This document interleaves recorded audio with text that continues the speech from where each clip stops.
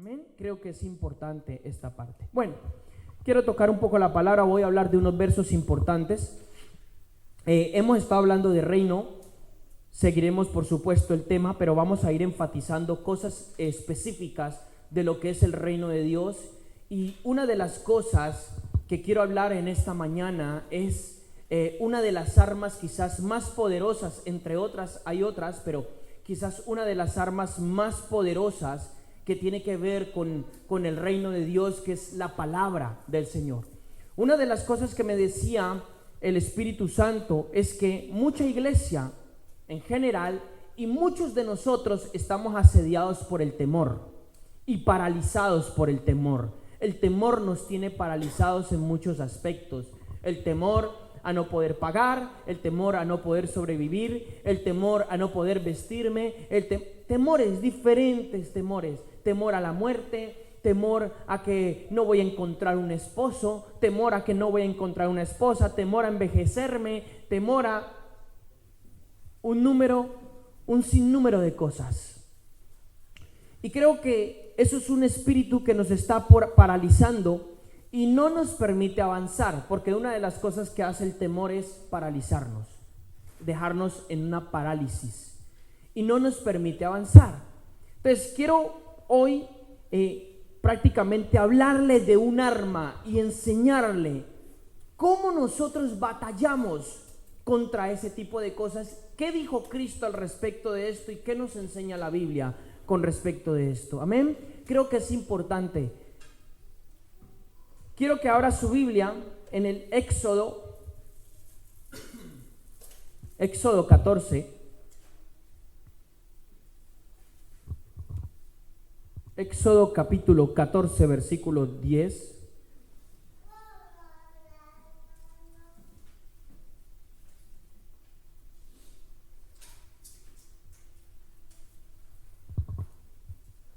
Éxodo 14, 10. ¿Ya está ahí? Ok, el capítulo 14 relata la salida de el pueblo de Israel de Egipto. Lo pongo en contexto de este pasaje del verso 10. Los israelitas habían sido cautivos en Egipto por 400 años. O sea, le voy a explicar bien cuál es la mentalidad de una persona que ha vivido, que ha nacido en cautiverio y que ha vivido toda su vida en cautiverio. ¿Me explico? Escuche, la mentalidad de Israel para el momento que Dios lo liberta con el profeta Moisés era una mentalidad de esclavo. ¿Cómo así? Sí, a lo mejor usted no tiene una mentalidad de esclavo porque usted nunca ha vivido, usted nunca ha nacido en una esclavitud. Pero si usted nace en esclavitud y todo lo que conoce es ser esclavo, esa es su mentalidad, esa es su realidad. Los israelitas venían de una mentalidad así, eran esclavos. Servían a los egipcios los maltrataban, abusaban de ellos en muchas y diferentes formas. Entonces ellos tenían una mentalidad de esclavitud. El esclavo es preso del temor. ¿Me hago entender? El esclavo es preso del temor. Tal vez nosotros físicamente no nacemos en una esclavitud física, como que yo tengo un amo y como que alguien me esclaviza. Tal vez no. Lo más seguro es que no. Pero sí que nacemos en una esclavitud espiritual. Y esa esclavitud espiritual se forja en todos los años hasta que Dios empieza a tratar en nuestra vida a liberarnos. Entonces, a nosotros se nos convierte cotidiano el ser esclavos ¿de qué? Del mundo, del sistema, del pecado. A mí se me convierte cotidiano ser esclavo del pecado, de la droga, de los malos pensamientos, de la homosexualidad, de la pornografía, del lesbianismo, de la masturbación, de todo lo que usted hoy en día se imagina. Y para mí es fácil. Esa es mi mentalidad, se forja allí. Entonces, los israelitas tenían esa mente de esclavo. El verso 10. Entonces ellos salen, el Señor los liberta. Faraón al final los deja salir de Egipto y van en una travesía. Verso 10 y dice: al acercarse Faraón, los hijos de Israel alzaron los ojos y he aquí los egipcios marchaban tras ellos. Entonces los hijos de Israel tuvieron ¿qué? Mucho miedo. tuvieron mucho miedo y clamaron al Señor. Escuche, va a ser un paréntesis. Los israelitas salieron, iban marchando con Moisés y todo el pueblo y todas las posesiones y riquezas que habían sacado de Egipto, porque no salieron con las manos vacías. Usted lo recuerda, ¿cierto? Entonces Faraón cogió y alistó todo su ejército y se fue a perseguirlos tras ellos. Se fue detrás de ellos. ¿Cuál era la intención de Faraón y el ejército egipcio? Matarlos, liquidarlos a todos. Entonces se fue a perseguirlos. Entonces cuando los israelitas llegaron a un momento que lo podríamos llamar así, el momento entre la espada y la pared. O estás contra la pared o te giras a la espada. Porque los israelitas llegaron al mar donde se iba a abrir, al mar rojo, ¿no? ¿Es así? ¿Es correcto el mar rojo? Ok, al mar rojo. Y vieron que ya no había más paso para ellos. Estaba el mar y atrás viene Faraón con todo el ejército. ¿Qué hacen? Entonces por eso dice ahí, tuvieron gran miedo y clamaron al Señor. Se estaban viendo entre la espada y la pared. Al ver a Faraón, a ellos les recordaba la esclavitud. Porque no crea que los israelitas estaban bien en Egipto. Estaban bien, pero bien maltratados. En muchos aspectos. Entonces, ellos ahí mismo se asustaron. Y quedaron paralizados. Y dijeron, mire lo que le dicen a Moisés. Y dijeron a Moisés, verso 11. ¿Acaso no habían sepulcros en Egipto para que nos sacaras a morir en este desierto? Como diciendo, ay Moisés, vamos a morir aquí. ¿Acaso no era mejor morir en Egipto? Mira, vamos a morir aquí. Fíjese su mentalidad, una mentalidad incrédula. O sea, después de que Dios los saca de un cautiverio, con todas las señales milagrosas que había hecho Dios a través de Moisés, su mentalidad no había cambiado. Uy, hermano, espérese porque esto es muy espectacular. ¿Cuánta gente está en el evangelio y su mentalidad no ha cambiado? Sigue con una mentalidad esclava. Sigue con una esclavitud. Hay gente que tolera la enfermedad, que tolera el pecado en su vida, cuando la Biblia dice que Cristo ya destruyó el pecado en nosotros. Y la gente no, lo sigue tolerando. Tienen la misma mentalidad. Entonces ellos dicen, Moisés, ¿acaso no habían sepulcros en Egipto y por qué nos sacas a morir en este desierto? ¿Por qué nos has tratado de esta manera, sacándonos de Egipto? O sea, imagínense, le recriminan a Moisés que por qué los ha sacado de Egipto de esta manera. Fíjese su mentalidad. Yo quiero es que usted discierna y entienda la mentalidad de ellos. Por eso esa generación no pudo entrar a Canaán y murió por incrédula. La primera generación de Israel. Ahora dice el verso 12, ¿no es esto lo que te hablamos en Egipto diciendo, déjanos para que sirvamos a los egipcios? O sea, Dios les estaba prometiendo una liberación, una tierra, y ellos encima le recriminaban a Moisés, le decían, no, nosotros no queremos esto porque esto va a salir mal. No creían, esto va a salir mal, preferimos ser esclavos de los egipcios. ¿Por qué mejor? Porque mejor nos hubiera sido servir a los egipcios que morir en el desierto. Verso 13, pero Moisés dijo al pueblo, no temáis, no teman, estad firmes y ved la salvación que el Señor hará hoy por vosotros, porque los egipcios a quienes habéis visto hoy no los volveréis a ver jamás. Verso 14, el Señor peleará por vosotros mientras vosotros os quedáis callados.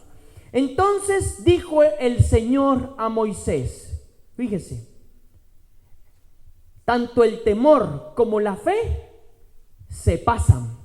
Me explico. Si yo me rodeo de una persona que habla incredulidad, habla temor, al final eso me va a terminar perjudicando mi corazón. Siempre, siempre. Si yo me rodeo o me junto con una persona que habla fe y a mí me falta fe, esa fe me va a impulsar a mí, me va a llevar a más adelante. ¿Sí me entiende? Me va a impulsar en varios aspectos. Entonces fíjese, los israelitas estaban hablando temor, Moisés, y el Señor le dice a Moisés, ¿en algún momento será que le quiso venir temor a Moisés? Por supuesto. Y entonces el Señor le dice a Moisés, ¿por qué clamas a mí? Ahí el verso 15, estamos en el verso 15. ¿Por qué clamas a mí? O sea, ¿qué le estaba diciendo Moisés a Dios en ese momento? ¡Ay, Señor, ayúdanos! Mira el mar y los egipcios, ¿qué hacemos? ¿qué hacemos, Señor? ¿Nos has traído aquí para verdaderamente morir aquí? En algún momento Moisés, quizás no todo, pero en algún momento empezó a sentirse atemorizado. Y entonces el Señor le dice a Moisés, bueno, ¿por qué clamas a mí? ¿Por qué clamas a mí? ¿Por qué me estás clamando? Fíjese, di a los hijos de Israel que se pongan en marcha, le dice el Señor a Moisés. Y le dice, y tú Moisés, levanta tu vara y extiende tu mano sobre el mar y divídelo, y los hijos de Israel pasarán por medio del mar sobre la tierra seca. Fíjese. Ahora le voy a decir por qué le estoy tocando este pasaje y otro pasaje más. ¿Cuál es la orden que Dios le da a Moisés? Tú marcha, dile a estos que marchen, y tú levanta tu vara. ¿Qué representaba la vara de Dios sobre Moisés? Autoridad. No era que la vara era mágica. La vara no tenía poder, ni era mágica, ni nada por el estilo. Representaba la autoridad. Moisés tenía ya una ordenación, una comisión, una misión de parte de Dios. Entonces le dice, tú levanta la vara y extiéndela y ese mar se va a abrir. ¿Qué simboliza el mar? Un gran problema, una gran montaña, un gran monte, en palabras de Cristo. Tú levanta tu vara. Hemos hablado de la autoridad. Hemos hablado de qué es lo que Dios quiere hacer en nosotros. Entonces le dice, tú levanta, no clames a mí. Ay, Señor, se me quedé sin trabajo, me estoy muriendo de hambre. ¿Por qué clamas a mí? Levanta tu vara. Levanta tu vara. Ahora yo le voy a explicar qué es, cómo yo levanto mi vara y cómo hago este tipo de cosas. Pero entonces vemos dos cosas. Vemos varias cosas, perdón. Tenían una mentalidad de esclavitud, tenían miedo. La mentalidad de esclavo me lleva al temor y me paraliza. ¿Ok? En algún momento Moisés quiso ser invadido de eso, pero al final no se dejó. El tema es, el desenlace ya lo conocemos. Moisés levanta su vara, el mar se abre y los egipcios, Israel pasa y los egipcios intentan pasar y son exterminados por el Señor. Entonces, ¿qué tuvo que operar allí? Pues muchas cosas, entre ellos la fe. La fe en muchos aspectos, quizás uno de los aspectos más importantes. Pero ¿qué estaba pasando? Estaban siendo paralizados por el temor. ¿Cuántas veces en nuestras vidas sucede lo mismo? Se nos viene es que ni siquiera es un gran mar, un lago, pequeño río se nos viene, un charco, para decirlo, y usted ya está debajo de la cama, metido, porque no sabemos qué hacer. Cuando Dios quiere que nosotros verdaderamente tomemos una actitud de guerra, tomemos que levantemos lo que Dios nos ha dado, que después de que yo esté ceñido a lo que Dios quiere de mi vida, yo puedo romper ese tipo de obstáculos. Entonces, voy a mostrarle otro pasaje paralelo. Primera de Samuel 17, del versículo 1 al 11. Otra situación en otra época, pero situación parecida. Dice el verso 1, dice, los filisteos reunieron sus ejércitos para la guerra y se concentraron en Soco, que pertenece a Judá, y acamparon entre Soco y Aseca en Efes Damim. Verso 2, y Saúl y los hombres de Israel se reunieron y acamparon en el valle de La, y pusieron en orden de batalla para enfrentarse a los filisteos. Los filisteos estaban a un lado del monte, e Israel estaba al otro lado del monte, y entre ellos un valle. Entonces de los ejércitos de los filisteos salió un campeón llamado Goliat de Gat, cuya altura era de 6 codos, lo mismo 3 metros. Imagínese un hombre de 3 metros, de aquí al techo más o menos. Escuche, imagínese un hombre de 3 metros, de aquí al techo. De aquí al techo más o menos hay 3 metros, un poquito, o incluso un poco menos. 3 metros. 6 codos son 3 metros. Dice 6 codos y un palmo, esos son 3 metros. Dice, tenía un yelmo de bronce sobre la cabeza, un casco de una armadura. Tenía un yelmo de bronce sobre la cabeza y llevaba una cota de malla, y el peso de la cota era de 5,000 ciclos de bronce. La cota es una de la armadura, una malla que protegía contra las espadas, una armadura. 5,000 ciclos de bronce son aproximadamente unos 55 kilogramos, que pesaba solamente la malla. Dice, tenía grebas de bronce en las piernas y una jabalina de bronce colgada entre los hombros.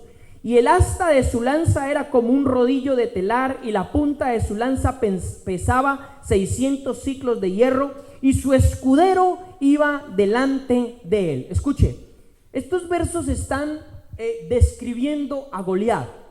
Fíjese cómo lo describe. No solamente era un hombre grande, fuerte, de 3 metros, sino que iba armado con una armadura que usted ve a un hombre de eso y usted dice, Dios mío, o corremos o nos liquida directamente. O sea, era una persona imponente, era una persona que se veía e imponía, y cualquiera que lo veía, o sea, se quedaba paralizado al ver lo que era Goliat. O sea, muchos dicen, ay, sí, Goliat, David lo derrotó. Sí, David lo derrotó, gloria a Dios, con el poder de Dios. Pero Goliat era algo terrible, hermano. Algo que aterrorizaba a la gente. Ya lo vamos a ver. Y dice, y Goliat, verso 8, y Goliat se paró y gritó a las filas de Israel diciéndoles, ¿para qué habéis salido a poneros en orden de batalla? O sea, en otras palabras, van a morir. Van a morir. ¿Ustedes para qué van a salir en guerra si van a morir? Escuchen las palabras de Goliat. ¿Acaso no soy yo filisteo y vosotros los siervos de Saúl?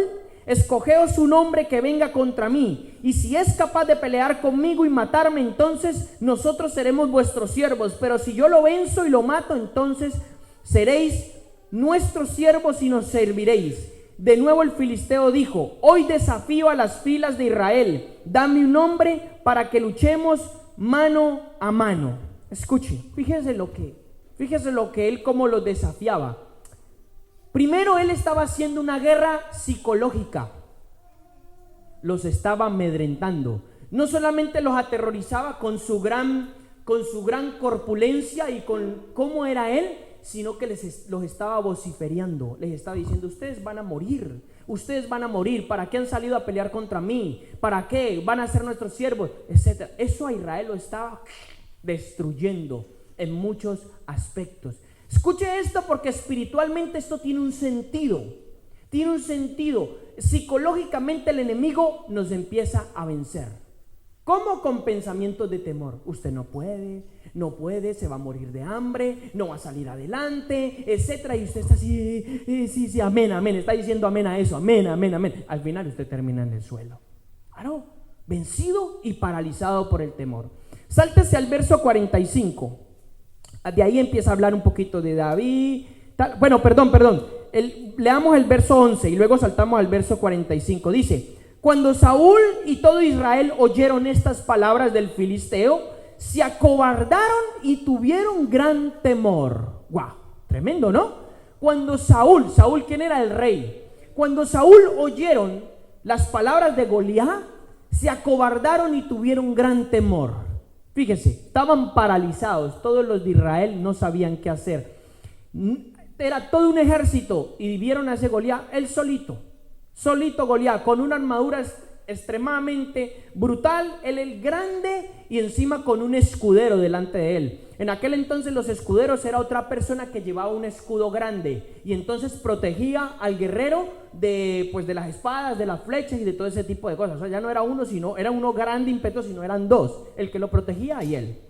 Ahora el verso 45. Fíjese lo que hace David. Sáltese al verso 45.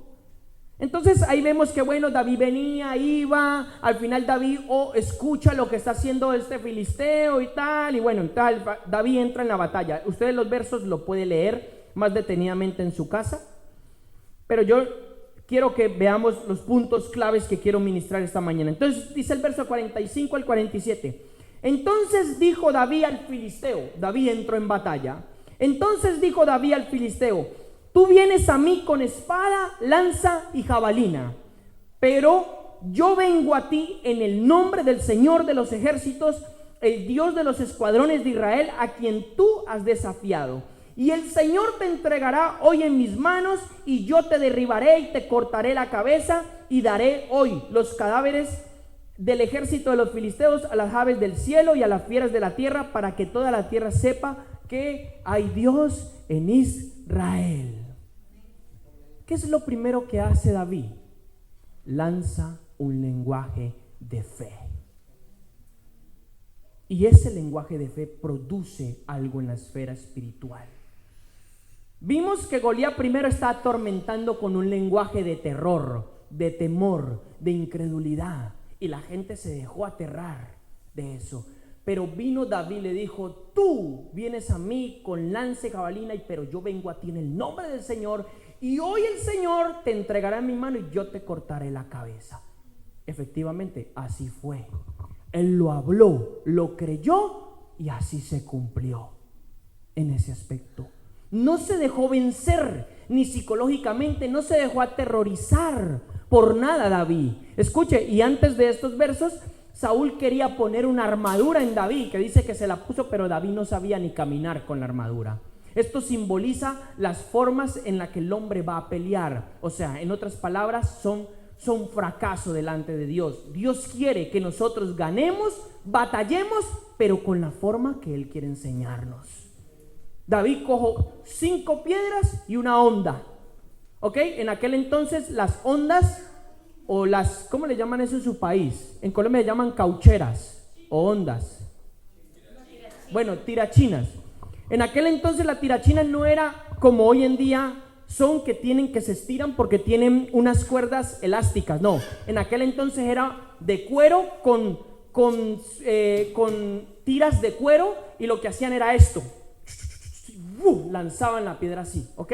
Dice que, yo estuve investigando un poco, dice que los de la tribu de Benjamín, dice la palabra que eran diestros, o sea, eran expertos con este tipo de arma para la guerra. O sea, con una piedra a gran velocidad tumbaban al que fueran. Entonces David se ve que había aprendido esta técnica, y él con esas cosas derribó a Goliat. Pero no solamente eran las fuerzas de él, sino que él creyó. Dios lo había ungido, Dios había puesto en él un espíritu de guerra, y entonces él sabía que si Goliat iba a desafiar a Israel, no estaba desafiando a Israel, sino que estaba desafiando a Dios. Amén. Entonces, ¿qué es lo que hace David? Habla y destruye a Goliat primero en lenguaje. Le dice: tú vas a ser entregado en mis manos. Y efectivamente dice que en cuanto Goliat se le fue encima, él salió, le metió su piedrazo en la cabeza y lo derribó. ¿Sí me entiende? Entonces, quiero que entienda, siempre hay un lenguaje. Siempre Satanás, una de las cosas que usa es un lenguaje, y empieza a meternos pensamientos de terror, de temor, en varios aspectos. Nos paraliza nuestro corazón, y si nosotros no creemos, si nosotros no estamos entrenados en lo que es el lenguaje de la fe, en el arma de la palabra de Dios, entonces nos va a paralizar, y los problemas vienen a nosotros y nos tragan en muchos aspectos. Entonces, eso es lo que nosotros no podemos permitir. Entonces, en estos dos pasajes yo le muestro de una manera, en comparación con los dos, le muestro de que el temor nos paraliza. Eso es una de las cosas que el enemigo está haciendo en este tiempo. Nos quiere traer temor a través de las circunstancias terrenales, las circunstancias de fuera, o circunstancias cotidianas de nuestra vida. ¿Sí me entienden? Nos quiere tener temor para que seamos paralizados y no podamos avanzar. ¿Qué circunstancias se pueden estar forjando? Circunstancias en mi economía, circunstancias con mi familia, circunstancias en mi vida personal, en mi matrimonio, no sé, de diferente índole. Yo creo que cada uno debemos identificar por dónde se está metiendo, y eso está aterrorizando nuestro corazón, el cual nosotros no podemos que eso se lleve a cabo y nos paralice. Entonces, una de las cosas que nosotros debemos de comprender es cuál es el poder de la palabra de Dios y cuál es el poder de la palabra de Dios en nuestras palabras. Eso es lo que nosotros debemos de comprender en esta mañana. ¿Por qué? Porque muchos de nosotros, incluso nuestras oraciones no están alineadas al reino de Dios. O sea, oramos, pero oramos de una manera como a nosotros nos parece, yo le digo, almática. Y la oración almática no sirve para nada. Pero cuando nosotros logramos alinear nuestro pensamiento, primero nuestro corazón, de ahí nuestro pensamiento, nuestras palabras a la voluntad de Dios y a sus palabras, eso tiene un efecto distinto. Amén. Entonces, eso es lo que yo quiero enseñarle en esta mañana, que no nos dejemos paralizar con el temor y que nosotros tengamos contundencia a la hora de de enfrentar diversas crisis, tormentas, montes, mares, gigantes, que los vamos a enfrentar. Es más, yo le voy a decir algo y se lo voy a decir proféticamente en este momento porque el Espíritu Santo me lo ha dicho. Hay algunos de ustedes que están enfrentando situaciones difíciles en su vida económica, en su vida familiar, con sus hijos. ¿Y sabe para qué? Para ser entrenado en lo que es la guerra espiritual, para ser entrenado en lo que es realmente tener una victoria en las batallas de Dios. Eso es lo que está sucediendo en su vida familiar, en su economía, en el ámbito que Dios lo esté usando. Esos obstáculos que usted dice, tengo obstáculos para avanzar, es que tengo esto, es que no tengo lo aquello, que no sé qué. Todo eso son obstáculos que nos quieren a nosotros entrenar para nosotros apartarlos.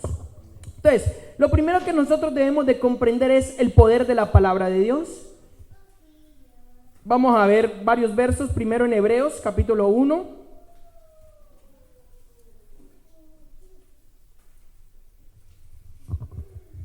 Hebreos capítulo 1, versículo 1 al 3 dice: Dios, habiendo hablado hace mucho tiempo y en muchas ocasiones y de muchas maneras a los padres por los profetas, en estos últimos días nos ha hablado por medio de su Hijo, a quien constituyó heredero de todas las cosas, por medio de quien hizo también el universo. Él es el resplandor de su gloria y la expresión exacta de su naturaleza. Me encanta esta última parte. Y sostiene todas las cosas por la palabra de su poder. Después de llevar a cabo la purificación de los pecados, se sentó a la diestra de la majestad en las alturas. Escuche.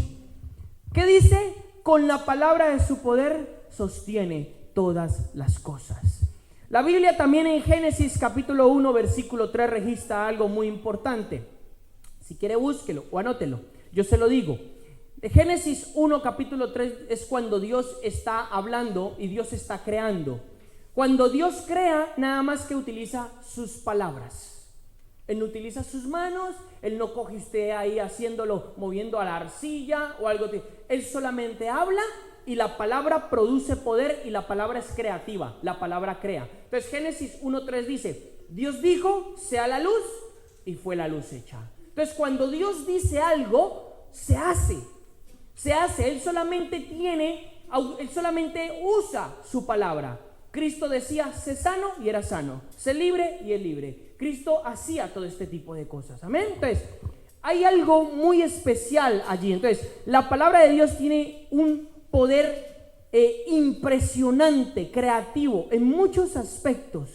Si nosotros nos alineamos a esa palabra, vamos a ver resultados asombrosos.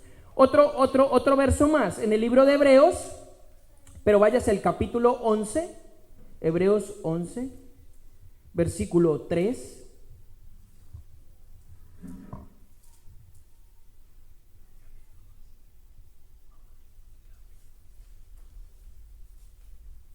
Ok, dice: por la fe entendemos que el universo fue preparado por la palabra de Dios. Escuche este verso.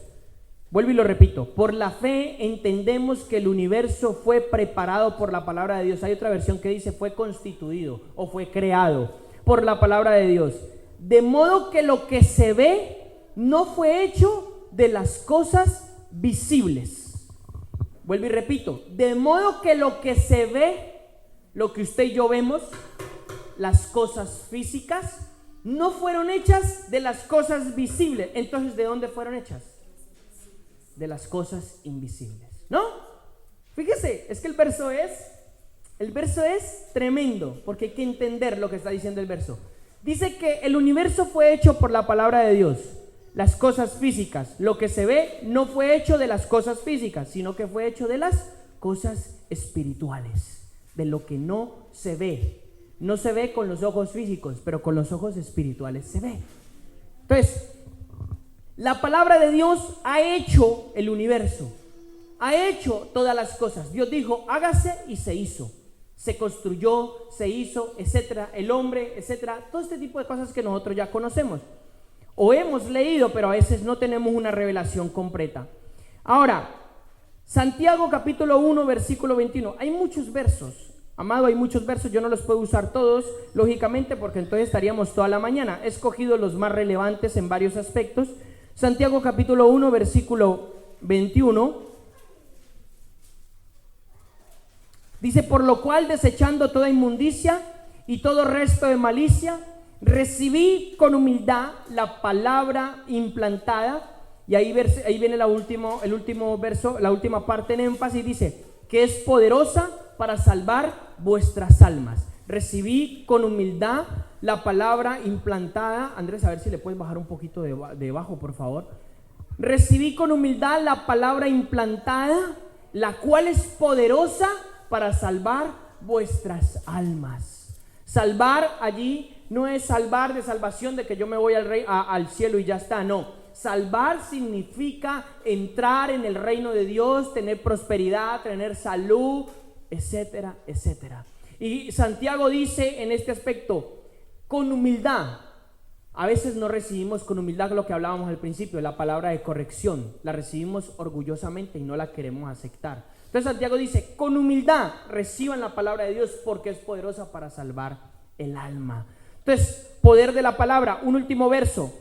Hebreos capítulo 4. Hebreos, otra vez el libro de Hebreos, capítulo 4, versículo 12. Un verso bastante sonado. Incluso muchos creo que ya se lo saben de memoria. Dice, porque la palabra de Dios es viva y eficaz y más cortante que cualquier espada de dos filos. Penetra hasta la división del alma y del espíritu y de las coyunturas y los tuétanos y es poderosa para discernir o exponer, que es lo mismo, los pensamientos y las intenciones del corazón. Quiero leer este verso en otra versión. Mire la versión nueva, la nueva versión internacional. Ciertamente la palabra de Dios es viva y poderosa y más cortante que cualquier espada de dos filos.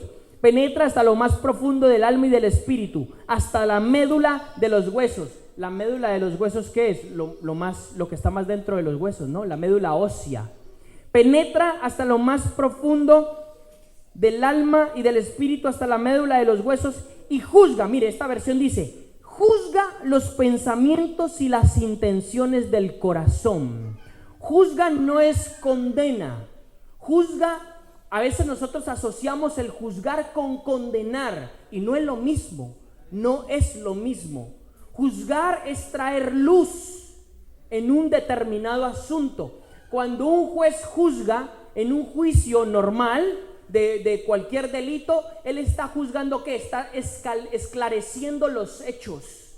Para después, una vez esclarecidos los hechos, entonces condena si es culpable o no es culpable. Entonces, juzgar es poner a la luz. Entonces dice aquí, juzga los pensamientos y las intenciones del corazón.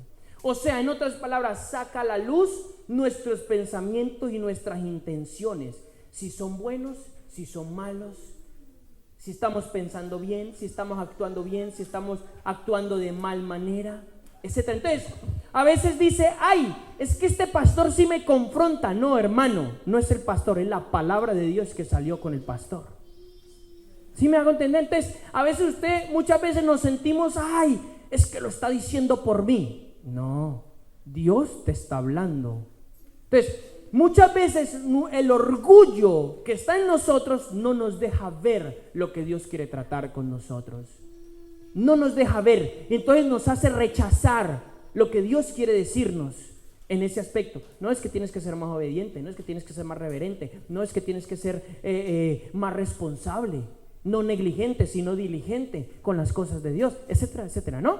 Entonces, este verso habla específicamente de que saca a la luz nuestras intenciones del corazón y algo muy importante cuando dice separa la vida almática de la espiritual. Escuche, cuando nosotros no tenemos un nuevo nacimiento o una regeneración por la palabra de Dios y del Espíritu Santo, entonces tendemos a vivir en el alma. ¿Qué es vivir en el alma? Los cristianos que viven en el alma, la Biblia le llama cristianos carnales. ¿Ok? ¿Por qué carnales? Porque se dejan guiar por su alma. ¿Qué es su alma? Se dejan guiar por lo que sienten, se dejan guiar por su voluntad, por lo que quieren, y se dejan guiar por sus pensamientos. Eso es un cristiano carnal, muestra inmadurez. Un niño pequeño es inmaduro, ¿por qué? Porque no tiene la conciencia y la madurez de tomar decisiones, sino que hace lo que le place, ¿no? ¿Estamos de acuerdo? Entonces, eso es lo que habla. Entonces, cuando la Biblia dice, separa la vida almática de la vida espiritual, es que el proceso de la palabra de Dios en mi vida, cuando yo dejo que la palabra de Dios actúe en mi vida, ¿qué hace? Hace que yo aprenda a vivir espiritualmente y no me saca de la vivencia almática. Amén. Pues eso no sucede de la noche a la mañana, eso es un proceso cotidiano de en cuanto yo dejo que Dios meta su mano en mi corazón. Entonces muchos piensan y leen el verso y dicen sí, pero no, realmente se guían por sus propios sentimientos, pensamientos, emociones, su propia voluntad, etcétera, y no es lo que Dios quiere en muchos aspectos. Y muestra, como dije antes, saca a la luz nuestros pensamientos, nuestras intenciones del corazón. ¿Por qué hacemos esto? ¿Por qué hablamos esto? ¿Sí me hago entender? ¿Por qué? ¿Qué es lo que hay en mi corazón que me anima a mí a hacer este tipo de cosas? Y ahí es donde yo puedo discernir. La mayoría de nosotros no estamos con una lupa mirando nuestro interior, sino que hacemos lo que hacemos y decimos lo que decimos y ya está, como automáticamente. Pero yo le aseguro que si nosotros tenemos una sensibilidad espiritual y le pedimos al Espíritu Santo, muéstrame los errores de mi corazón, porque muchas veces yo soy engañado por Él mismo, muéstrame, vamos a ser conscientes de muchas cosas en nuestras vidas que están torcidas, que no están marchando bien, y vamos a poder corregirlas en muchos aspectos. Y eso es lo que Dios quiere, eso es lo que el Espíritu Santo quiere. Muchas veces el Espíritu Santo me está diciendo cosas a mí en mi interior, pero yo no lo estoy escuchando por estar prestando atención a otras cosas, porque estoy desenfocado, porque estoy mirando otras cosas, mi atención está en otro lado. Y el Espíritu Santo está ahí, hola, oye, y yo ni le paro ninguna atención en ningún aspecto. Entonces, con este verso yo quiero remarcar el poder de la palabra. Hay muchos más versos. Entonces, la palabra de Dios es poderosa. Tiene un efecto creativo, tiene un efecto poderoso en nuestra vida. Y ahora el hecho es cómo nosotros la vamos a enfocar en nosotros y después cómo nosotros vamos a enfocarla hacia afuera, es decir, hacia los problemas que quizás vienen a nuestras vidas de manera cotidiana. Pero antes, en Mateo 4:4 dice algo muy especial. Mateo 4:4, Cristo está teniendo un enfrentamiento con Satanás verbal y él viene a tentarlo, y entonces una de las cosas que le dice Cristo a Satanás es no solo de pan vivirá el hombre, sino de toda palabra que salga de la boca de Dios. ¿Ok? Fíjese lo que dice. No solo de pan vivirá el hombre. Y usted ahí ya está, que tiene un poquito de hambre y está que se muere arrastrándose por el suelo.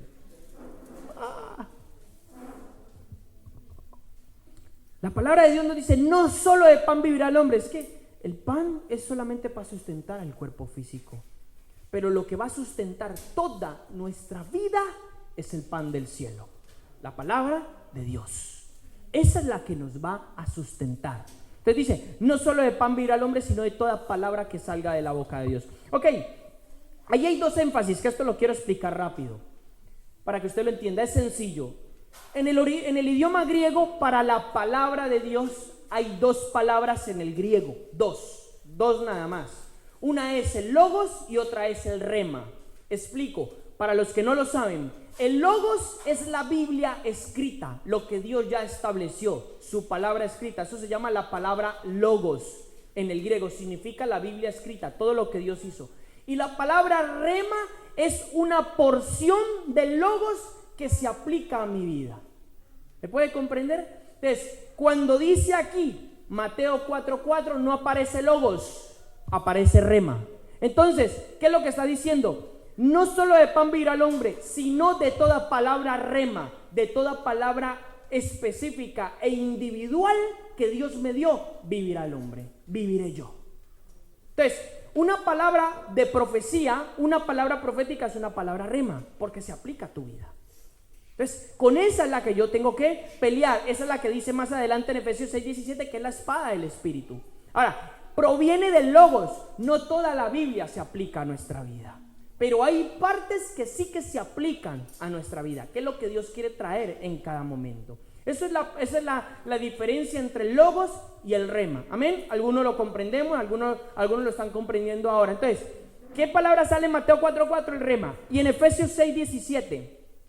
En Efesios 6:17 está relatando la armadura de Dios. O sea, una armadura que Dios le da al Hijo de Dios para que pueda enfrentar y pueda vencer todas las estrategias de este mundo. Recuerde que estamos peleando contra Satanás y todo su sistema corrupto, contra la carne y contra un montón de cosas y un montón de demonios que usted no se imagina que hacen y deshacen y etcétera. Entonces, la palabra en Efesios 6:17 dice: y tomad la espada del Espíritu. Escuche, espada. ¿Espada para qué es? Para atacar. Para hacer una ofensiva, no para defensiva, para hacer una ofensiva. Y tomad la espada del Espíritu, que es la palabra de Dios, dice Efesios 6:17. Allí no dice Logos, dice Rema. Ok, entonces, ¿qué me está diciendo la Biblia? Me está diciendo que yo debo de pelear, que todas las palabras que Dios me ha dicho a mí, que son Rema, o sea, que se aplican a mi vida, que vienen a mi situación personal e individual, son una espada en mis manos. Pero ¿sabe qué? ¿Sabe dónde tenemos la espada muchos? En la mesa. Y no peleamos con la espada. Creemos que vamos a pelear contra los gigantes, contra los montes, el mar, Goliat y todo lo que se quiera venir, con la espada en la mesa o la espada envainada. ¿Por qué? Porque no sabemos usarla. Para eso hoy quiero enseñarle cómo se usa la espada. Cómo nosotros tenemos que tener una declaración ofensiva en contra de las tinieblas. Cómo mi palabra tiene poder. A muchos de nosotros el diablo viene y nos habla y nos trae pensamientos de muerte, de fracaso, de miseria. Y usted está ahí así. Amén, amén. Creyéndole toda su basura. Cuando la Biblia dice que yo tengo que pararme. Es como estaba Saúl. Y como estaba el ejército, Goliat, amén, todos aterrorizados. Goliat los va a matar. Como estaba el pueblo de Israel, sí, nos van a matar. Porque el diablo viene y nos habla eso. Él vino a robar, matar y destruir. ¿Quién? Satanás. El diablo viene a robarnos nuestra salud, a robarnos nuestra economía, a matarnos nuestros hijos, a matarnos espiritualmente y físicamente si lo puede hacer, a destruir nuestra familia, a destruir nuestro matrimonio, a destruirlo todo, sin piedad, a esclavizarnos en el pecado. Entonces, claro está, ¿no? Tenemos una espada. ¿Cómo alineamos nuestra espada a la palabra de Dios? O más bien dicho, ¿cómo usamos esta espada? ¿Cómo la usamos? Escucha bien, porque yo sé, esta predicación de hoy, y por la misericordia y la gracia del Señor, muchas son rema, y es rema para mi vida en la circunstancia en la que me encuentro en este momento. Rema quiero decir que se aplica a mí, que yo la necesito, yo necesito coger esta palabra. Entonces, ¿cómo nosotros la usamos? Primero, para decirle cómo la vamos a usar, primero quiero darle a entender el poder de las palabras. Si bien es cierto que Dios tiene poder en su palabra, que hay poder en su palabra, también es cierto que Dios hizo al hombre a su imagen y su semejanza. Entonces Dios también delegó un cierto poder en nuestras palabras. Se lo voy a demostrar bíblicamente. Proverbios capítulo 18. Libro de Proverbios, Antiguo Testamento, capítulo 18, versículo 20. La voy a leer en la Biblia Nueva Versión Internacional. Fíjese lo que va a decir este verso. Dice, verso 20 y verso 21, vamos a leer. Cada uno se llena con lo que dice y se sacia con lo que habla. Mire lo que dice el verso 20. Espera y verá. Vuelvo y lo repito. Cada uno se llena con lo que dice y se sacia, o sea, está satisfecho con lo que habla. Luego dice el verso 21. En la lengua hay poder de vida y de muerte, quienes la aman comerán de su fruto. En la lengua hay poder de vida y poder de muerte. Quienes la aman comerán de su fruto. Entonces, la pregunta es, ¿cuál es mi lenguaje? ¿Cuál es el lenguaje que yo estoy usando en este momento? Le voy a decir algo. El lenguaje que yo use o las palabras que salgan de mí, ese es el estado de mi corazón. Ese soy yo. En otras palabras, si yo hablo a toda hora incredulidad, usted es un incrédulo. Si yo hablo a toda hora que no puedo, usted no puede. Que no tengo, no tiene. Que no es, no es. ¿Me puede entender? O sea, fíjese que dice, el que habla se saciará de lo que habla. O sea, eso será. Estará en su vientre lo que habla. Entonces, ¿cuál es mi lenguaje? Mi lenguaje dice mucho de mi estado, de mi mentalidad. Si hablo esclavitud, si me siento esclavo, eso soy un esclavo. Tal vez físicamente no estás esclavo en ninguna celda, ni esclavo de nadie, pero espiritualmente lo estás. Y tu ser lo manifiesta. Ay, ¿dónde sale eso? Pues eso lo vamos a ver más adelante en Lucas 6, donde dice que de la abundancia del corazón habla la boca. O sea, de lo que hay en el corazón habla la boca. Yo no necesito ser muy espiritual y ver en qué estado espiritual está alguien para saber cómo está, solamente escuchando sus palabras, escuchando su forma de hablar. Muchas veces no se habla, pero están sus pensamientos y sus acciones también dicen lo que es por dentro. Entonces, hay veces que muchas veces pensamientos vienen a nuestra mente, a lo mejor usted y yo no los declaramos, pero ese pensamiento me condiciona en mi forma de vida. ¿Me puede entender? ¿Me está entendiendo? ¿Me sigue hasta ahora? Entonces, es así. Entonces, ¿cuál es el lenguaje que yo utilizo? ¿Alguna vez se ha puesto a pensar en lo que está pensando? Escuche. ¿Alguna vez haga este ejercicio? Piense en lo que está pensando constantemente. Póngalo en tela de juicio, analícelo. Piense lo que está hablando. Si salen palabras de mí, ay, no me quieren, ese es usted, un rechazado. Si salen palabras de mí, ah, cómo lo odio, lo detesto, ese es usted, tiene odio en su corazón. Si salen palabras de que no puede, no sabe, ese es usted, en la ignorancia. No puede. Cuando la palabra de Dios a nosotros nos enseña y nos da un vuelco total de que todo en Cristo lo puedo. ¿Sí me hago entender? De que todo lo puedo en Cristo que me fortalece, de que grandes obras Dios me tiene para mi vida. Entonces, ahí está el punto. ¿Cómo es lo que voy a hacer yo o qué voy a hacer yo? ¿Cuál es mi lenguaje? ¿Qué es lo que quiere Dios? Cambiar mi lenguaje. Pero en muchos de nosotros hemos cambiado el lenguaje, mas no hemos cambiado el corazón. Y ahí hay un problema. ¿Por qué? Decimos las cosas de repetición, de que lo que oímos lo repetimos, pero no lo creemos dentro del corazón. Y si no lo creemos dentro del corazón, pues eso no tiene ningún efecto.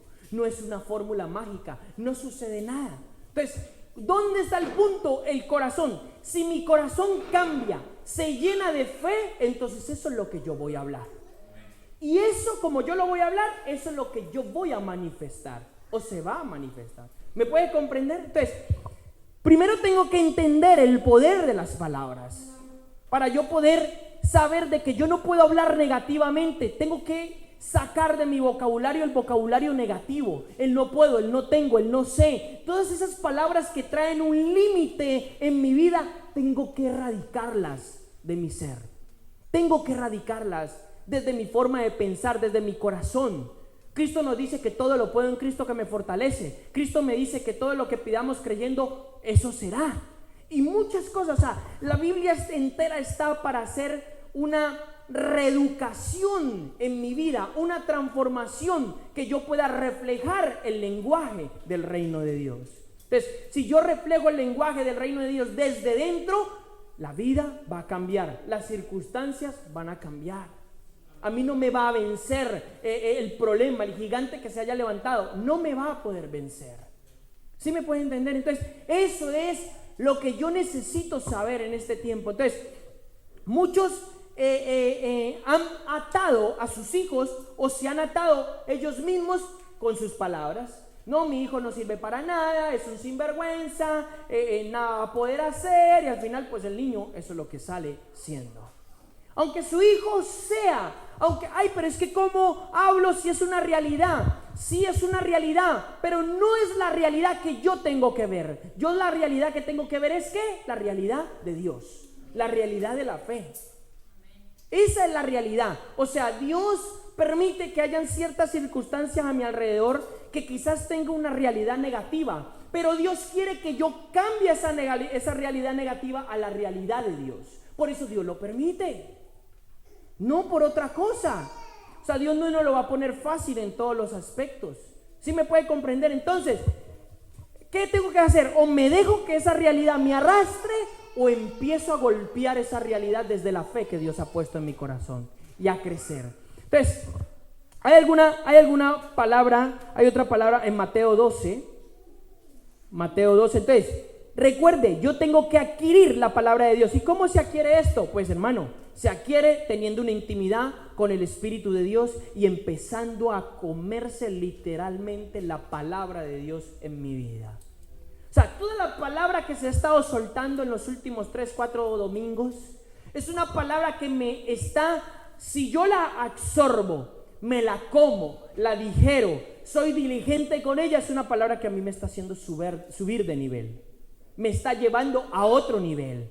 Pero si yo, pues como quien me sirve un plato de comida suculento, pero no tengo hambre, pues bueno, al final pues no me va a alimentar. ¿Sí me entienden? No me va a alimentar en varios aspectos. Entonces, Mateo 12, en Mateo 12 Cristo dice algo bastante serio, verso 21.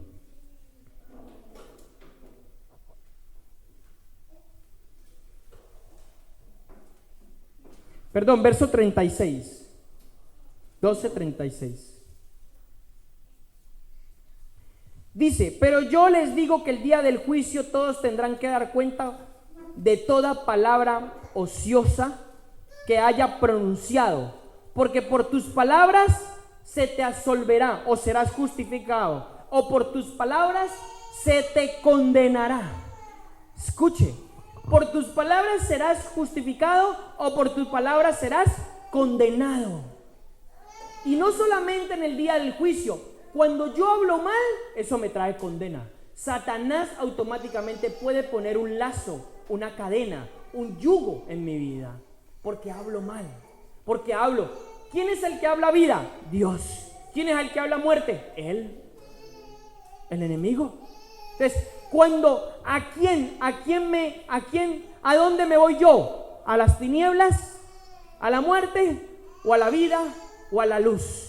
¿A dónde me voy yo? ¿Qué es lo que hablo yo? Entonces, yo tengo que hablar, declarar sobre mis hijos. Si mis hijos están desobedientes, tengo que empezar en el nombre de Jesús. Mi hijo es obediente. Y dar, persistir, romper. Si estoy enfermo, estoy sano. No puedo decir, si me está doliendo, pues sí, es una realidad que te está doliendo, pero en el nombre de Jesús no puedo dejar que eso condicione mi forma de vida. ¿Sí me hago entender? Entonces, así, de esa manera, yo empiezo a entender que es la espada del Espíritu y empiezo a pelear. Empiezo a pelear con cada circunstancia que se pone delante de mí en varios aspectos.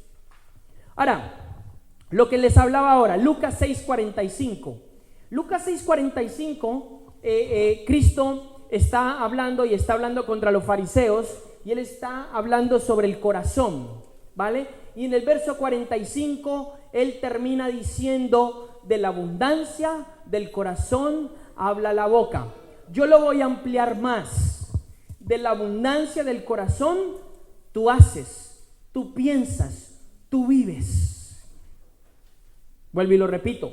De la abundancia, de lo que haya dentro de nuestro corazón, yo hablo, yo pienso, yo vivo, yo hago. Mis acciones la condicionan mi corazón. ¿O es que yo hago otra cosa que mi corazón no esté pidiendo? Claro que sí. Perdón, claro que no. Entonces, yo soy condicionado por lo que yo llevo dentro. Entonces, Cristo dijo, de la abundancia del corazón habla la boca. Es una ley espiritual. Todo lo que haya dentro de mí, eso es lo que yo voy a manifestar. Tanto en palabras, tanto en pensamientos, tanto en acciones, tanto en decisiones, etcétera, etcétera. Toda mi vida está condicionada para lo que yo soy. Entonces, Cristo hace un énfasis en nosotros, cambiar el corazón. Cambiar el corazón. Si cambia nuestro corazón, cambia nuestro lenguaje. ¿Por qué a muchos dicen, no, es que yo declaro la palabra y yo declaro la palabra con fe? Aquí viene una de las cosas buenas, específicas que quería hablar. Escuche, ¿qué significa declarar la palabra con fe? Muchos dicen, es que yo he creído, yo he hablado esto, pero no sucede nada. Le voy a decir por qué. Lo que dije ahora, porque usted o lo decimos de una manera repetitiva. Sabemos que está allí en la palabra, pero ¿sabe qué? No se ha revelado, no ha producido fe en mi vida. Entonces, yo hablo, pero no sucede nada. ¿Por qué? Porque lo estoy haciendo de labios para afuera. Mi corazón realmente no lo cree.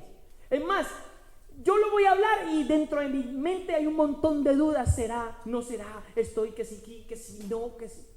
¿Sí me hago entender? Hay confusión. Entonces, ¿cómo se va a producir algo así? No se va a producir. Entonces, ¿por qué la palabra no se hace realidad en mi vida? Porque la fe mía no ha estado fundada dentro de mí, en mi corazón. Y el corazón, para que entendamos qué es el corazón es el centro del alma y del espíritu. El corazón del hombre no es el músculo cardíaco, sino que la Biblia habla del corazón del hombre como el centro del ser, donde se erradica todo el ser de la personalidad. Y esa parte del hombre está compartida por el alma y por el espíritu del hombre. Es como que la mitad del corazón está en el alma y la mitad del corazón en el espíritu. Esa parte del ser. Entonces, cuando yo hablo y digo de manera repetitiva sin que esto se haya hecho carne en mi vida, no sucede nada. Pero entonces lo que Dios quiere es que la palabra se haga fe en mí. Literalmente, ahora voy a leer otro pasaje. Literalmente yo tenga la fe de Dios. No tenga fe en Dios, sino tenga la fe de Dios. No es lo mismo. Entonces, cuando yo puedo erradicar esa palabra, vivir esa palabra, encarnar esa palabra dentro de mí, entonces ahí sí yo voy a hablar, voy a declarar y eso será hecho. Entonces ahí sí las cosas, las circunstancias cambiarán en muchos aspectos. Por eso muchos de nosotros, nuestras oraciones no tienen ningún efecto trascendental. No hacen nada en la esfera espiritual. No hacen nada. Se nos quedan en oraciones vacías. Muchos de nosotros estamos reprendo a no sé quién, y por dentro de nuestra mente estamos dudando que eso pueda pasar. Eso fue lo que le pasó a los discípulos cuando no pudieron sanar a un muchacho epiléptico, a un muchacho endemoniado que tenía al parecer era la enfermedad de epilepsia. ¿Ok? Entonces, ¿qué le pasó a ellos? Que ellos fueron a sanar al muchacho, pero lo hicieron de boca. Nunca creyeron en su corazón, o sea, no había fe dentro de ellos. Entonces Cristo se enfada con ellos y les dice: generación incrédula, ¿hasta cuándo los tengo que soportar? Lógicamente los discípulos estaban aprendiendo. Más adelante, pues bueno, se iba a desarrollar su fe. Entonces, escuche, piense en lo que está pensando. Piensa en lo que está pensando, piensa en lo que sale de mi boca, porque eso a mí me da la oportunidad de anotar y de darme cuenta la condición de mi corazón y de qué es lo que yo necesito en muchos aspectos. ¿Sí me entienden? Nuestra palabra dice mucho en muchos aspectos. Entonces, cuando yo hablo, cuando yo me dirijo, mi respuesta en varios aspectos, ¿sabe cuándo va a salir mi verdadero yo? Cuando yo estoy bajo presión. Cuando la presión en mi vida viene, ahí es cuando va a salir mi verdadero yo, sin máscaras. Ahí es cuando yo voy a decir o esto, o mi yo en incredulidad, o en ira, en contienda, o lo que sea. Ahí es cuando va a salir mi verdadero yo, cuando estoy en presión. Entonces, pensemos, porque con nuestras palabras estamos haciendo daño. cuando yo digo o declaro ciertas cosas a la vida de las personas, o a mi esposa, o a mi hijo, o etcétera. O sea, tenemos que pensar eso en primordial, ¿no? Sabemos que la palabra tiene poder, sabemos que nuestras palabras llegan a o nos ponen lazo o nos liberan en varios aspectos. Nuestras palabras, nuestras propias palabras, nuestra forma de pensamiento. Ahora, ¿qué dijo Cristo cuando le enseñó a orar a sus discípulos? Les dijo muchas cosas, pero una de ellas fue Mateo 6, 9 y 10. Entre ellas, Él les dice, venga tu reino. Venga tu reino. ¿Ok? Cristo en Mateo 6, 10 le dice, ustedes van a orar y van a orar de esta manera. Padre nuestro, sea santificado tu nombre. Venga tu reino. O sea, venga tu gobierno a mi vida, venga tu gobierno a cada parte de mi ser, a mi familia, a toda mi economía. Venga tu reino. Quiere decir que yo tengo que alinear lo que yo soy, lo que yo tengo, a lo que es el reino de Dios. En muchos aspectos. Solo así voy a poder triunfar. Ahora, todo lo que hable en mi vida tiene que estar de acuerdo o en consonancia con la palabra de Dios. Muchos decimos, es que yo le pido a Dios esto, aquello, pero no hay respuesta. Le voy a explicar por qué no hay respuesta. Es que a Dios no se le pide como quien pide algo en el supermercado. A Dios hay que pedirle con base y de acuerdo a su voluntad. Entonces eso será. ¿Dónde dice eso? Primera de Juan capítulo 5, versículo 14. O sea, en otras palabras, Dios no va a satisfacer mis caprichitos. Dios no es un Dios que satisface mis caprichos, para nada. Dios es un Dios serio y Dios quiere alinearnos o alinearme a su palabra para que yo pueda entender su voluntad y en esa voluntad fluir yo. Primera de Juan 5, versículo 14, dice lo siguiente, dice así: y esta es la confianza que tenemos delante de Él. En otra traducción dice, esta es la fe que tenemos delante de Él. Que si pedimos cualquier cosa conforme a su voluntad, Él nos oye. Y si sabemos que Él nos oye en cualquier cosa que pidamos, sabemos que tenemos las peticiones que le hemos hecho. ¿Qué cosas tenemos que pedir? Conforme a su voluntad. Conforme a su voluntad. Yo no puedo pedirle a Dios. Ahora usted entiende por qué muchas de sus peticiones no han sido ni siquiera contestadas. Lleva años. ¿Por qué? ¿Se aseguró de que lo que estábamos pidiendo era la voluntad de Dios? ¿Se aseguró? ¿Nos aseguramos si era la voluntad de Dios? Entonces, ¿cómo? Aquí, esto nos lleva a otro punto. ¿Cómo puedo descubrir la voluntad de Dios? Dos formas: a través del Espíritu Santo y a través de su palabra revelada por el Espíritu Santo. La única manera donde yo puedo descubrir la voluntad de Dios es a través de su palabra revelada por el Espíritu Santo o el Espíritu Santo directamente hacia mí. La única manera.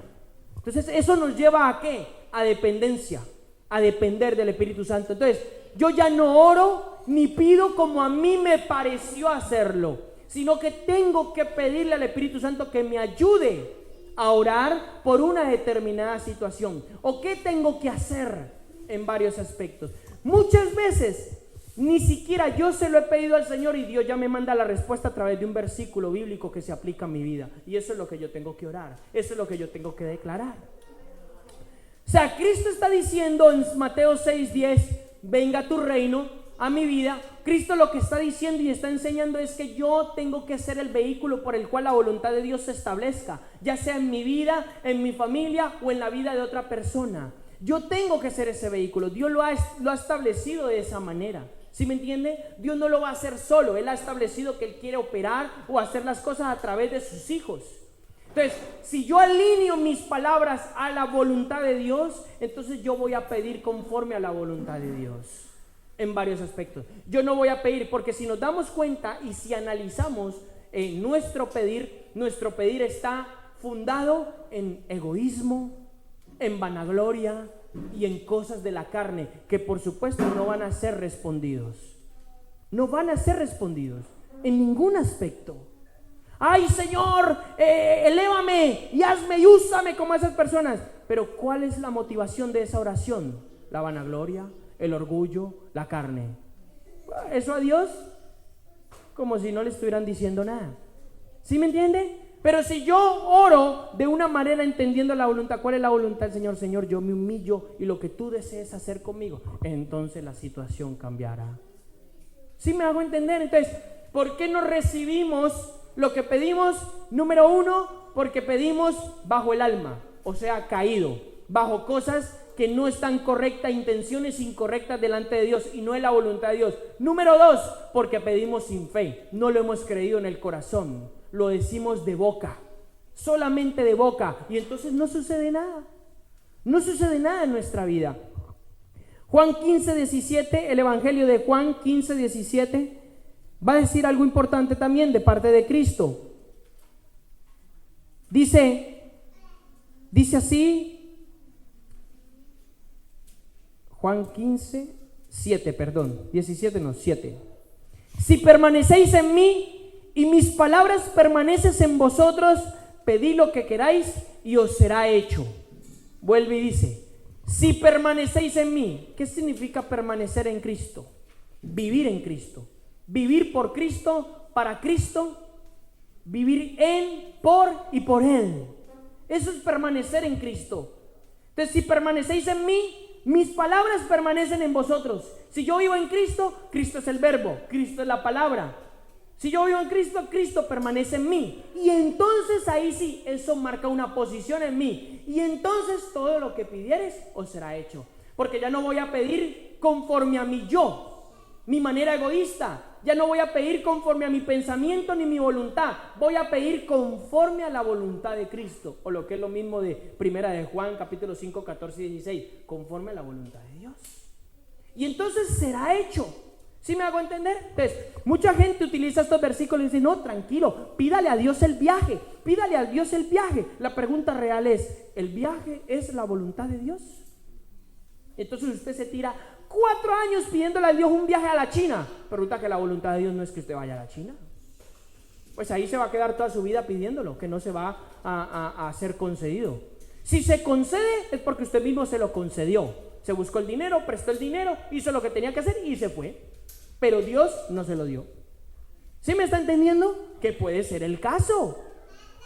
A veces nosotros decimos, no es que le pedí esto al Señor, no era la voluntad de Dios, pero entonces lo hizo. Usted lo hizo por su propia cuenta y no, el Señor me lo dio. Y queremos meter a Dios en un montón de cosas cuando Dios no está metido en el asunto. O sea, imagínense, hasta qué grado de engaño nosotros podemos caer en muchos aspectos. Entonces, la palabra de Dios tiene que alinearse, la voluntad de Dios tiene que alinearse, o más bien dicho así, perdón, yo me tengo que alinear a la palabra de Dios.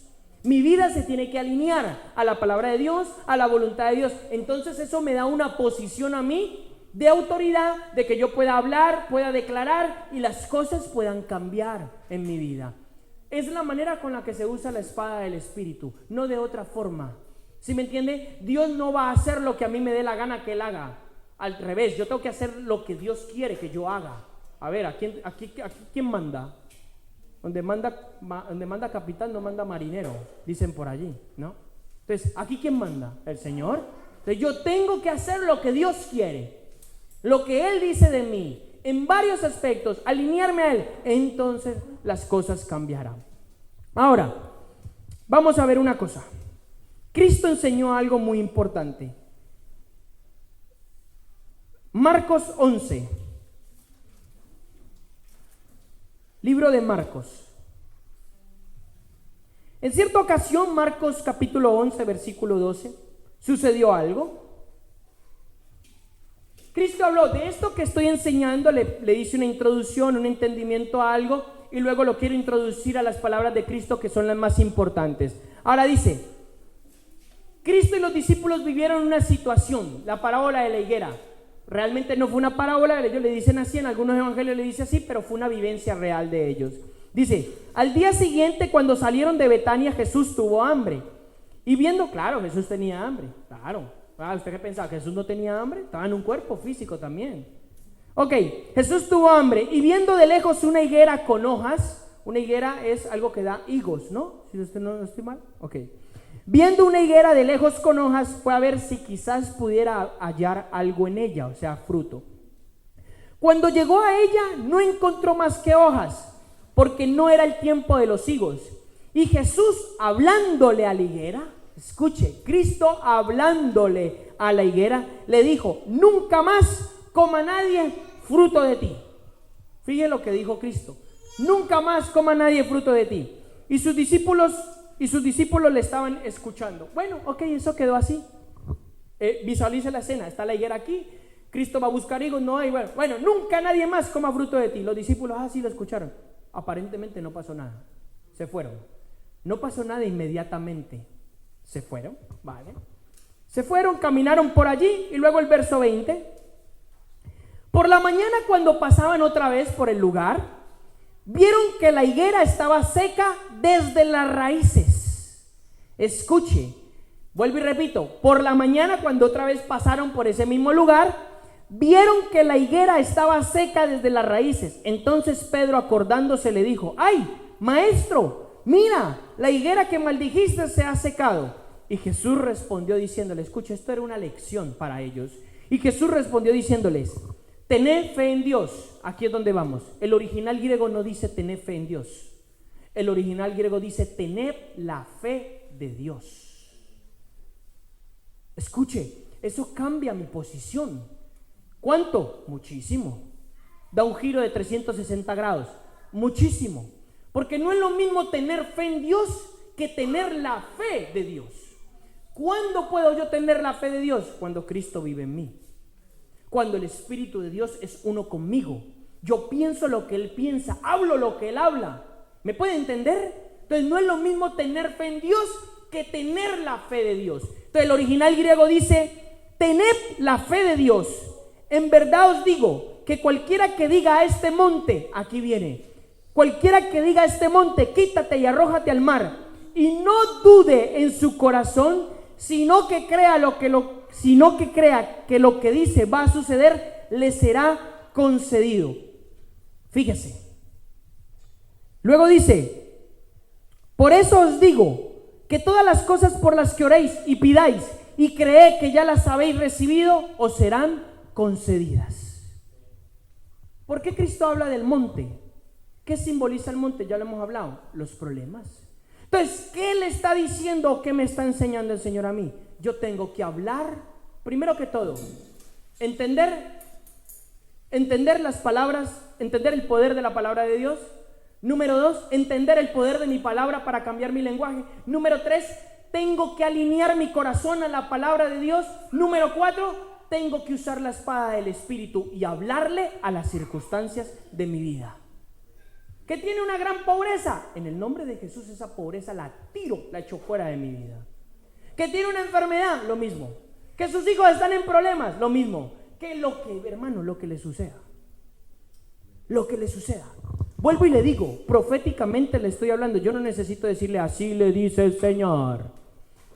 La situación y la circunstancia por la que estamos viviendo, o usted está viviendo, amerita esto que estamos enseñando. Amerita que usted se levante con la palabra rema. ¿Qué le dijo Dios en el rema? Que va a darle papeles. En el nombre de Jesús usted tiene que estar declarando y peleando eso diariamente. ¿Qué le dijo Dios? Que Dios lo va a prosperar. Así usted no tenga ni un céntimo en su bolsillo, usted tiene que estar peleando con esa palabra. Tiene que estar declarándola. Pero si usted no la cree y la deja pasar, bueno, sí, es como aquel que dice, bueno, si Dios lo dijo, yo me siento aquí de brazos cruzados y Dios lo va a hacer. Hermano, esa no es la actitud. No es la actitud. La palabra de Dios es condicional. Me condiciona a mí, ¿a qué? A obediencia. Me condiciona a mí a fe. Si puede Dios, ya puede Dios decirle a usted todo lo que quiera, que le va a hacer caer diamantes del cielo. Si usted no lo cree, no va a suceder. Si usted no tiene diligencia con esa palabra, no va a suceder. Porque lo que Dios lo dijo, sí, pero tiene una condición. Dios, cuando usted analiza y examina la Biblia, todas las promesas de Dios son condicionales. Si tú obedeces la voz del Señor tu Dios, entonces te bendecirá aquí, te bendecirá allá, bendito, bendito y bendito. Pero si tú no obedeces, maldito, maldito, maldito y maldito. Y se cansa de decir maldiciones por todos los lados. ¿Sí me entienden? Entonces, es una condición. La gente ha pensado que no, si Dios lo dijo, hermano, tranquilo, siéntese ahí tranquilito. No, esa no es la actitud.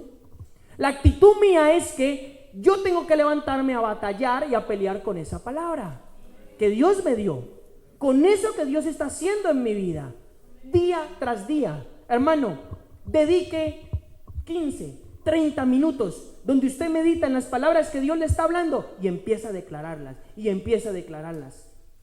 Empieza a barrer la circunstancia que está estorbando en su vida. Si es algo interior, si es algo exterior, lo que sea que esté sucediendo. De esa manera, si no, Cristo no enseña esto, amados. Cristo dice, Cristo le habló a la higuera. El poder de las palabras, ya hemos visto dos pasajes iniciales. Hay una batalla espiritual en las palabras. Satanás a toda hora nos está tratando de meter temor, angustia, miedo, fracaso, tristeza, pobreza. Hay días que usted se levanta y ay, no me quiero levantar ni de la cama. Deprimido. Ay, es que me duele todo. Hermano, párese, sacúdase. No se puede dejar que eso lo arrastre, lo tire a la cama. ¿Cuántos se han levantado así? Ay, nosotros dos, hermanos, todos los demás son superhéroes en la fe. ¿Me entiende? O sea, imagínese cuántas veces el enemigo le quiere traer desánimo, le quiere traer pobreza, miseria. Hermano, el enemigo le está hablando todos los días, le está diciendo, no vas a fructificar, vas a ser infructífero, vas a ser, ¿cómo se dice? Estéril. Vas a ser estéril a la palabra de Dios, vas a ser estéril. Y usted está, amén, pues es estéril. Amén. A todos le dice amén. ¿Te has visto todos los hermanitos amén? ¿Sabe qué quiere decir amén? Así sea. Entonces, viene Satanás y le habla, amén. Y usted está ahí, amén. Y entonces está cumpliendo todo lo que él está diciendo. Todos los días lo quiere dejar estéril. Todos los días lo quiere dejar que no avance. Todos los días. No hay día que él no venga a tocarle la puerta. No lo hay. Bendito el día. No lo hay. Todos los días usted tiene que pelear. Todos los días. Con sus hijos, los que tenemos hijos. Con nuestros hijos. Tenemos que barrer en el nombre de Jesús. El enemigo los quiere tomar a ellos, volverlos rebeldes, desobedientes, tocarlos en varias etapas de su vida. Yo tengo que pararme en el nombre de Jesús, pelear por los míos. Vuelvo y lo repito, situaciones que estamos viviendo nos ameritan que aprendamos a hacer una guerra de fe. Aunque yo lo esté viendo físicamente, la Biblia dice, por fe andamos, no por vista. El domingo pasado el Señor me hablaba algo de eso, donde tenemos que andar es por fe, lo hemos visto en la fe. ¿Qué tal pues si entonces ahora mismo yo les digo, ay mire, tenemos una sala de 50 sillas, ya vemos 20, ay pobrecito de nosotros? ¿Quién ha dicho eso? ¿Sabe qué nos ha hablado el Señor? Yo se lo voy a compartir. Multitudes del norte, del sur, del oriente, del occidente, del norte, del sur, del oriente, del occidente. Y usted mira ahora, ni del sur, ni del centro, ni de ningún lado.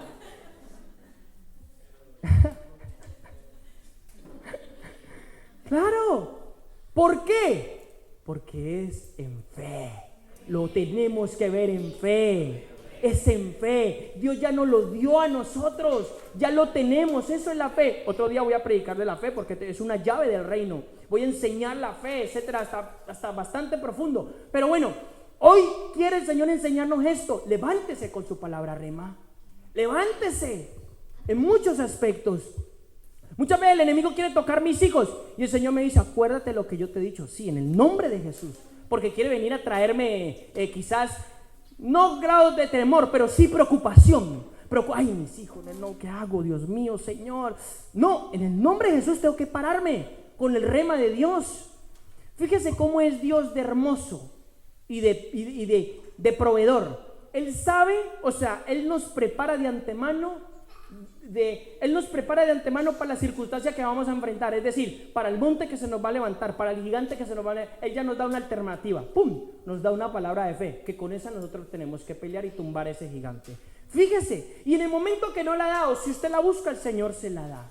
Pero todo es para entrenarme en la fe. Así yo desarrollo la fe de Dios en mi vida. Y entonces yo le digo a un enfermo, en el nombre de Jesús, sos sano, y es sano. Y le digo a un muerto, en el nombre de Jesús, te resucito, y él resucita. En el nombre de Jesús, sos libre, y sos libre. ¿Sí me entiende? Es cuando eso se produce en mí. Y eso va mucho más allá de escuchar a cualquier predicador, de escuchar cualquier prédica, hermano. Eso va de una cosa íntima de Dios conmigo. Va de una cosa íntima de la palabra de Dios conmigo, en muchos aspectos. ¿Me hago entender? Yo ya puedo escuchar a los hombres más ungidos de la tierra, pero si yo no escucho al Señor directamente, de nada me sirve. De nada me sirve. En muchos aspectos Dios pone fuentes para que nosotros bebamos de esas fuentes, sí, pero Dios quiere llevarnos a beber de la fuente directamente de Él, en muchos aspectos. Y entonces muchos de nosotros estamos, ay, que voy a escuchar a no sé quién, que voy a escuchar buscamos el video y el Espíritu Santo le está diciendo al lado, oye, ven, hablemos un rato. No, déjame, que voy a escuchar a Guillermo Maldonado. Así somos. Cuando el Espíritu Santo quiere hablarnos a nosotros en muchos aspectos, quiere decirnos cosas personalmente, y usted quiere escuchar a no sé quién, pregúntelo, sea sensible y verá. Cuando el Señor lo llama a entrar en un pasaje, cosas que ojo no vio, ni oído escuchó, ni han subido al corazón del hombre, son las que Dios tiene para los que le aman. Son las que Dios tiene para los que le aman. En muchos aspectos, Dios quiere traer cosas personales a mi vida que me van a edificar, que me van a impulsar mucho más allá de lo que yo había pensado. En muchos aspectos. Vuelvo y le digo, sí, gloria a Dios por los hombres con los cuales Dios nos enseña, hombres y mujeres, gloria a Dios, hay tiempo para todo. Pero fíjese y discierna el tiempo si el Espíritu Santo aquel lo que me está llamando. Porque muchas veces el Señor me está tocando la puerta. Me está tocando la puerta en la madrugada, en el día, y yo estoy enfocado en miles otras de cosas. Y creemos que porque escuché una prédica, porque escuché no sé qué a quién decir algo, ya lo tengo solucionado. Pero no es así. No es así. No hay nada más efectivo que lo que venga del Espíritu Rema para mi vida. No hay nada más efectivo. Entonces, el Señor quiere hacer eso. La palabra fe allí es, mire lo que la palabra de fe significa, pistis, en el griego es pistis, significa convicción, confianza, dependencia, creencia, vivir lo que creo, una gran confianza interior, eso es lo que significa fe. Entonces yo digo, ay, no, el Señor es mi proveedor y no tengo nada en la nevera y estoy jalándome los pelos. Mi pregunta es, ¿tienes fe?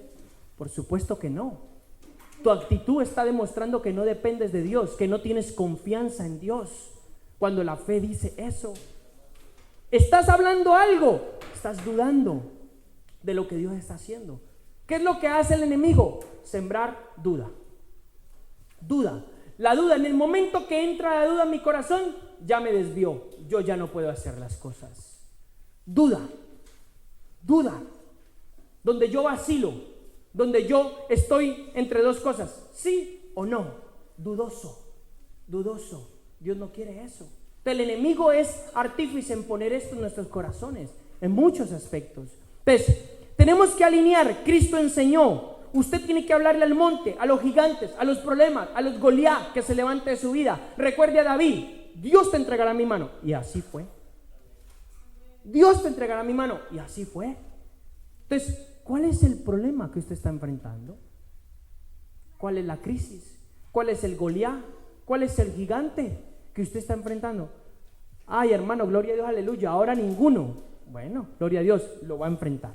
Prepárese, porque lo va a enfrentar. Le va a venir una tormenta, le va a venir un gigante, le va a venir alguien que va a poner a prueba nuestra fe en muchos aspectos. Por algo Dios nos está enseñando a pelear con la espada del Espíritu.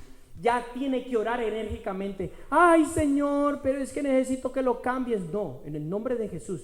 ¿Por qué estás clamando a mí, Moisés? Levanta la vara. No, Señor, que lo cambies, no. Señor, en el nombre de Jesús, este cambia. Mi hijo cambia, este cambia, esto se hace, esto se produce. No es lo mismo que yo decir, ay, Señor, cámbialo. Es lo que estaba haciendo Moisés. Señor, ayuda. Moisés, ¿por qué clamas a mí? Levanta la vara. Levanta la vara. Habla, declara, derriba esos gigantes en varios aspectos. Entonces, no es lo mismo hacer una oración de ay, ayúdame, de decir en el nombre de Jesús esto se hace, con una declaración de fe, convencido de lo que estoy hablando. Ay, no, es que me falta fe. Bueno, si le falta fe, la fe viene por el oír y el oír de la palabra de Dios. Si falta fe, es porque tengo que meterme mucho más con Dios y mucho más con su palabra. Mucho más con Dios y mucho más con su palabra.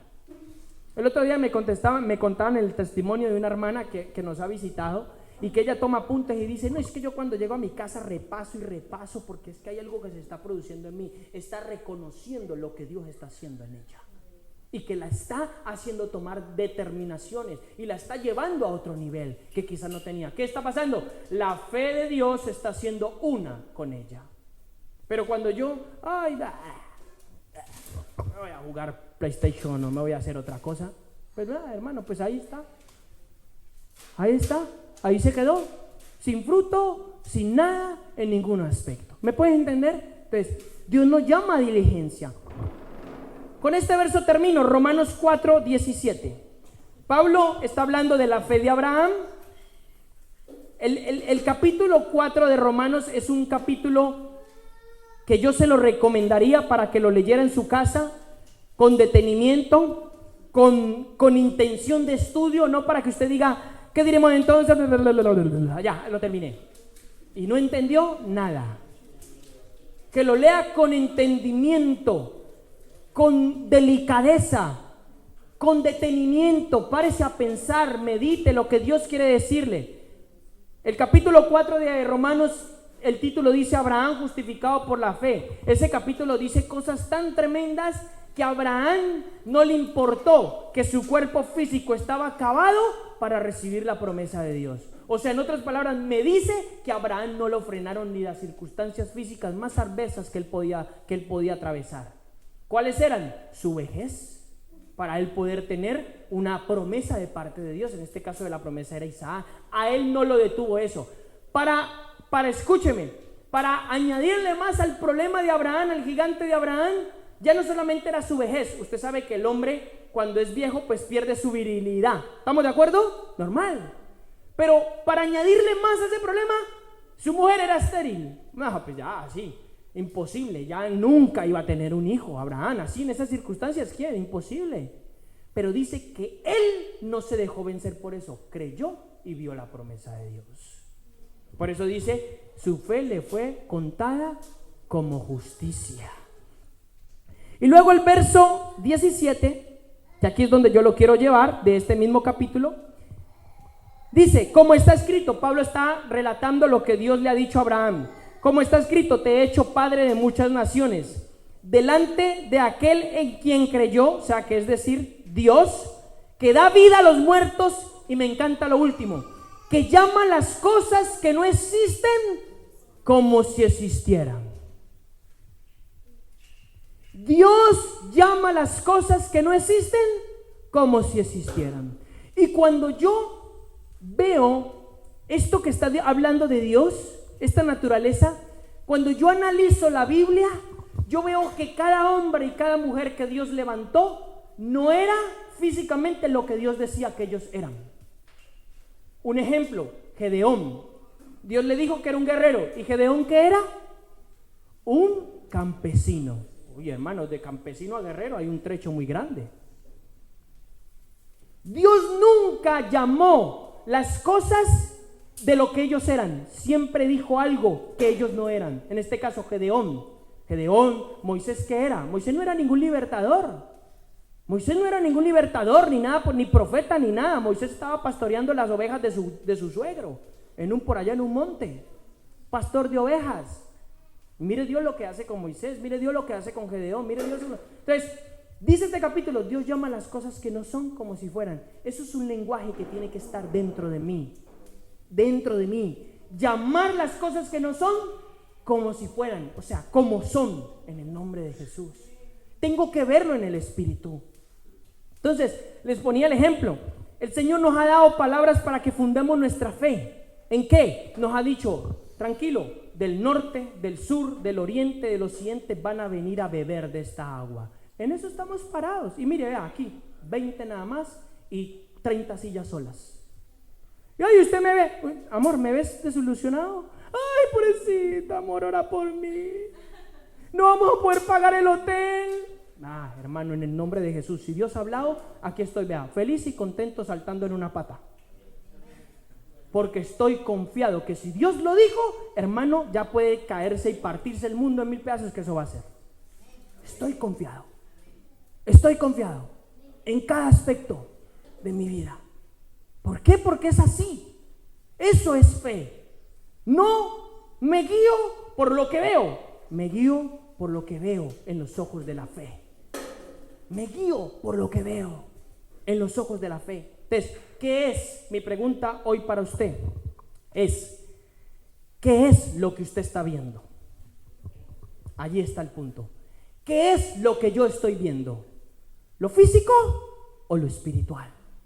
¿Lo físico o lo espiritual? Porque según lo que yo vea, eso es lo que me va a condicionar a mí. Y esa va a ser mi vivencia. Piensa en lo que está pensando, piensa en lo que está hablando, en muchos aspectos.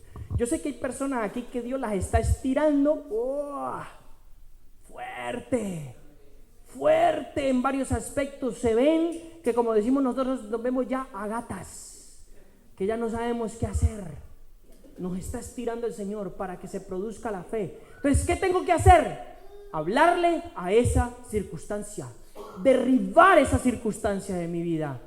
Cristo lo dijo, si le hablas a este monte con fe, creyendo, eso se hará, se quitará este monte. Hablarle a ese gigante que me amedrenta, que me quiere tener atemorizado. Yo elijo si yo vivo de temor o vivo de fe. El temor es lo opuesto a la fe. El temor es lo opuesto a la fe. Entonces, ¿qué es lo que Dios me está hablando para mí? Dios me dice, habla, habla, y yo estoy atemorizado. El diablo me está poniendo la mano en la boca, me está tapando la boca. No puede ser así. ¿Sí me hago entender? Entonces, eso es importante. Creo que es algo que nosotros tenemos que analizarlo. Algunos de nosotros quizás ya habíamos estudiado, habíamos visto algo de esto, pero ¿sabe qué pasa? Que no lo practicamos. Y el que es oidor y no practica, no sirve de nada. Tengo que ser oidor y hacedor. Oidor y hacedor. Entonces, algunos hemos escuchado ya cosas por el estilo, quizás no con el enfoque de hoy, pero por el mismo estilo. Y no, estamos callados, nos tienen callados en todos los aspectos. Amén. Entonces, levantémonos en el nombre del Señor Jesucristo, hablemos el lenguaje de fe, cambiemos la situación que está ameritando en nuestra vida, el gigante que está viniendo, arrojémoslo. Esto es un entrenamiento. Si usted el día de mañana quiere ser un instrumento en las manos de Dios para resucitar muertos, para echar fuera demonios, para sanar enfermos, para profetizar, para hacer la obra de Dios, entonces tenemos que ser entrenados en estas circunstancias. Tenemos que ser entrenados en estas circunstancias. Entonces, cada palabra que Dios me da, yo la registro. Yo personalmente, cada palabra que Dios me habla a mí, rema, yo tengo un diario. Un diario, yo le llamo así, diario profético, porque es sobrenatural de Dios. Y todo lo registro con fecha, registro, y leo y releo. Y cuando estoy enfrentando situaciones, leo, me voy allí. Sí, Padre, en el nombre de Jesús me paro y empiezo a pelear. Y veo cómo la oscuridad se disipa y cambian las circunstancias de mi vida. Amén. Entonces, eso es. ¿Qué nos ha dicho el Señor? Te voy a sustentar. Y tú ves, mi nevera está súper vacía. Bueno, cree. Es el terreno fértil para ver la fe, para ver obrar un milagro. Es el terreno fértil. Muchos de nosotros dicen, ay Señor, yo quiero ver un milagro, pero entonces no quiere pasar las situaciones donde se va a producir un milagro. Es así. ¿Qué es un milagro? La mano de Dios hecho sobrenatural que trasciende y marca un efecto en la esfera natural. Eso es un milagro. Eso es un milagro. Entonces, amén. Vamos a dejarlo hasta ahí. Vamos a darle gloria a Dios. Exaltar su nombre en este tiempo.